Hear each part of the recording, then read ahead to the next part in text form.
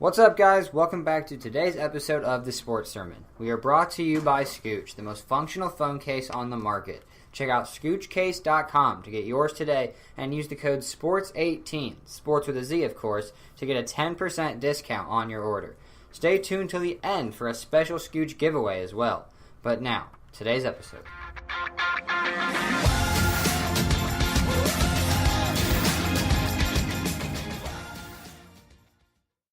We are here today to talk about the greatest team in Los Angeles, the one that every person in Los Angeles cares about, the Los Angeles Lakers. I am Jason Gandhi, a huge Laker fan. I'm going to put that out there now so that way I don't have to get the comment, oh, it comes out you're a Laker fan like I got in the Raiders one. I am a Laker fan. I'm going to try to stay unbiased, though, throughout the episode. I am here with Dylan Staggy, who is a Clipper fan. We go back and forth to L.A., so that's Dylan. And then we got Dan. He's a Mavericks fan. Just so you guys all know our biases when it comes to the NBA. Before we get into the Lakers, though, I want to let you guys know where you can find the show. You can find it on YouTube, iTunes, and Spotify. You follow the show on Twitter at The Sports Sermon, sports with a Z. Follow me on Twitter at jgandhi2425. I'm going to follow Dan on Twitter at dmajors44. And if you want to follow Dylan on Twitter, you can follow him at StaggyDylan. So, let's get into the Lakers. LeBron James came on July 1st, and then they signed JaVale McGee, Lance Stevenson the same day. They signed Rajon Rondo and Michael Beasley throughout the next week or so. What did you guys think about all the signings, and are they a 2018 championship contender? So, I really respect the Lakers for trying to do something new and not just sign a bunch of shooters or something like that around LeBron. I mean, these guys in JaVale McGee, Lance, Rondo, Beasley, those aren't three-point shooters that probably LeBron needs. I don't really see it working out, and they really need that second star. I don't think they're a championship contender just yet because I do think they need that second star next to LeBron. But, again, I do respect them for trying something new with all these weird personalities on their team. Well, do you think the Cavs were a championship contender last year? No, I do not. Okay. So I say whatever team LeBron is on is a championship contender. They are in desperate need of shooting, and they didn't value that in free agency very well. They have a lot of okay/good role players okay starters/good role players in the NBA, and I'm not sure how they will distribute the playing time. A lot of personalities.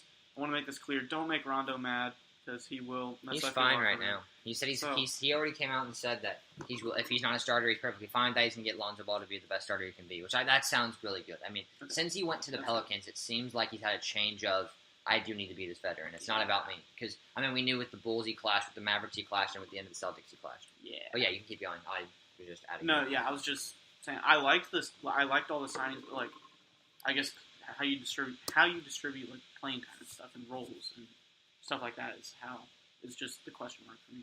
Yeah, so mine's kind of a longer answer, obviously. I don't hate it all. Obviously, with LeBron, it helps a lot. The best player in the league, so it's hard to critique the offseason after that happens. Like, a lot of fans are like, oh, you got LeBron, stop complaining. But you have to look at these. First, the JaVale McGee and Rajon Rondo signings make enough sense to me where I'm not upset. I would have obviously preferred Julius Randle over Rajon Rondo, but Ju didn't want to come back, and I don't blame him for how the front office treated him the last few years. So, while it was probably possible, he didn't want to come back, so it is what it is. The Lance signing doesn't make any sense. He doesn't fit any of the needs the Lakers have. He can't shoot for shit. He isn't a good fly under the radar, just get the job done kind of guy. He's really bad. These signings, though, what they have in common is they all bring toughness, which is exactly what Rob Pelinka talked about wanting. He said, we want to have toughness, we want to be a team that just grinds it out, and all of that. But we didn't improve our shooting at all. That means we're banking on Josh Hart, B.I., Kuz, to take over that role. That's not bad. It's just surprising that we didn't look at guys like Marco Bellinelli, Seth Curry, any of those guys that signed for so cheap this year. If we could have got one of them instead of Lance Stevenson, I'd be sitting here licking my chops saying, we've got a guy like Marco Bellinelli now that can come off the bench, be an eighth man, and get this second team rolling. Because you get the second team with a three-point sharpshooter, you get Kyle Kuzma, and you get Rajon Rondo. Now you're rolling. I do see the Lakers as a contender this year. They have the best player in the world, and you can never count him out, similar to how Dan said it, where I've counted every team LeBron has a contender, just because of LeBron. And I think it's so easy to understate what he can do, but you almost can't even overstate what LeBron can do. He can literally almost do anything. It's crazy. My question for you guys is, what's the outlook for the next 4 years for this team? I mean, I think you have to go all in free agency next summer. Try to grab a star next to LeBron, like Kawhi, and go all in for the championship while you have LeBron on your team. Yeah, so I say, excuse me, I say they will get a superstar in free agency this next summer. The Warriors will then be a little down as someone will leave, and they will no doubt compete for a title every year. I think LeBron gets at least one, but if I had to put my money on it, I would say 2 rings for LeBron in LA. In the 4 years? Wow, I like to hear that. That's awesome. No, I like it. So this year, I kind of broke it down for like year by year. This year, it's a trial year to see who fits, who doesn't, which guys of Zoe, Kuz, B.I., Hart, and Zubats are here to stay, which guys are expendable. Does Zoe show that he can play by LeBron? Does Zubats say, yeah, I can be a formidable backup center? All those guys down the line. Next summer, it's get a second star and hope one of the young guys is ready to be a number 3. You're not going to win in this league as number 2. You've got to hope Kuzma takes another step and is ready to be a number 3. You've got to hope that Zoe takes another step and he's willing to be a ball-dominant point guard that can now distribute while LeBron can play off the ball more. You got to hope B.I. can get his shot going. Now he is a slasher just like LeBron. We've got 2 LeBrons almost.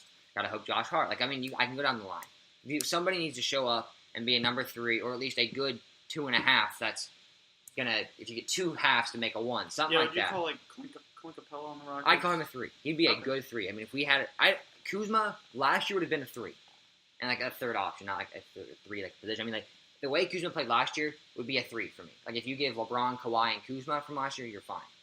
Obviously, it's a lot of the same position, but I'm just saying the way he played. We're like, I don't know if he's going to keep that up. It was 1 year. He's already 24 or 22, whatever he is. So that's my worry. He averaged 16.1 points per game. That's a really good 3. That's a really good third option. 16 points a game is very good. So that's my one worry there.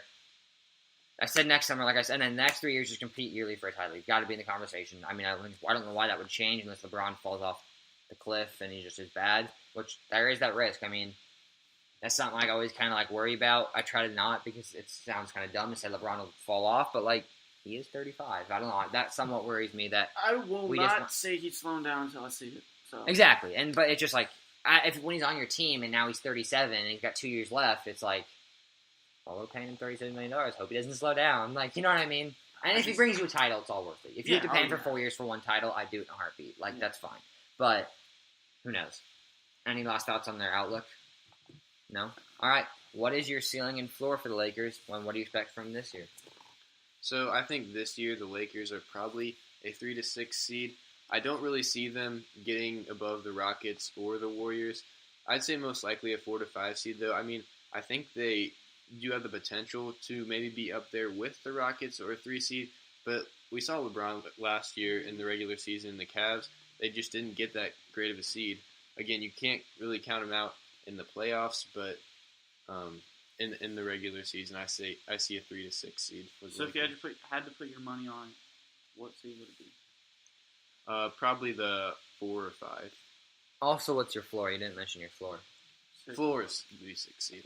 Okay. Wait, they so should who would, go lower. So who would be in front of them? Warriors, Rockets, you said. Right. Thunder. I think they take a step forward this year. Why is that? Because I didn't get rid of Melo, honestly. Okay. Yikes. So I'm going to say ceiling of 2, floor of 5, expectations 3, and I think they make either the conference finals or lose to the Rockets, depending on health. Lose Rockets in the semifinals. Is that what you were saying? Can you say go to the conference finals? Yes. Oh, okay, Yeah. okay. My ceiling is the finals. We have LeBron, Zoe, B.I., J. Hart, and Kuz. They all can take a huge step. Everything breaks right. They can outplay the Dubs like the Rockets did almost. We just get hot and we beat them.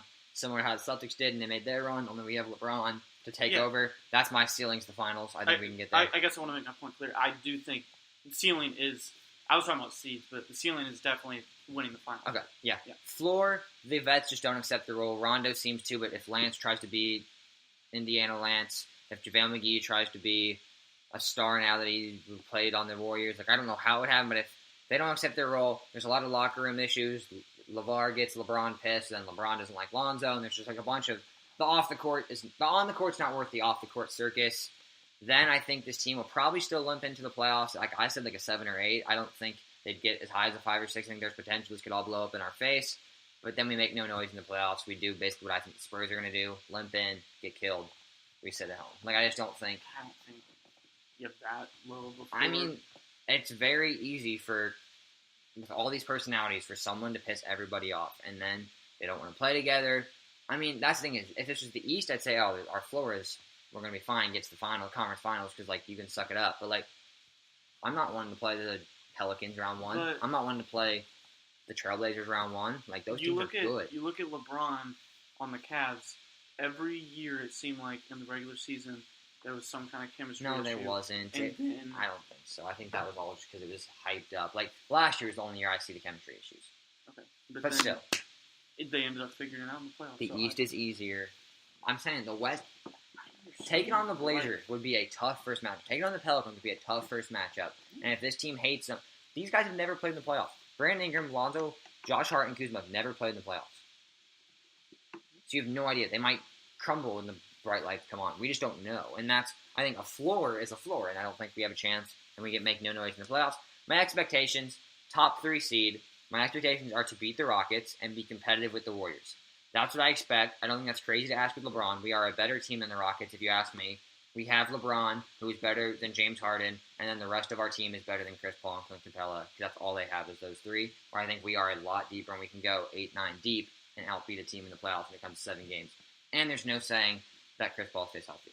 Same thing with Lonzo, but I'm just like, for what it's worth, Chris Paul has a longer history of getting hurt.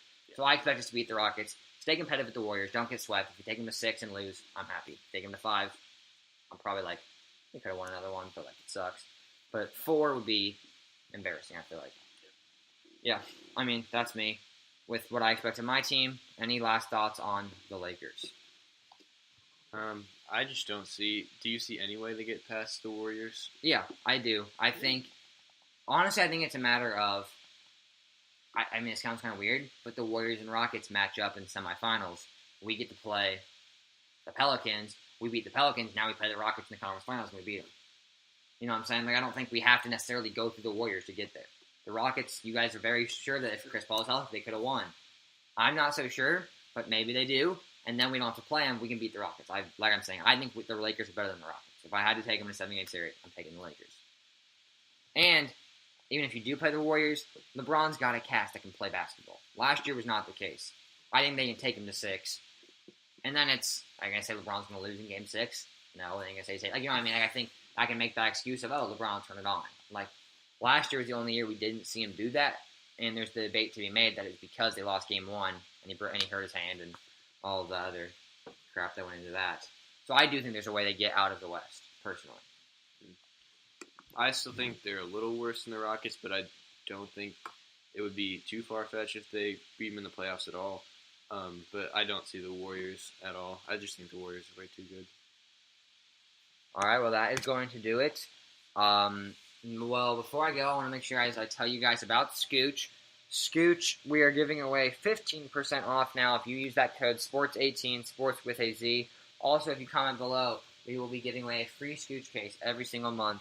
Make sure you comment below so you can be entered for that. Also, subscribe to the channel on YouTube. Follow us on Twitter at the Sports Sermon, sports with a Z. And we will see you guys later.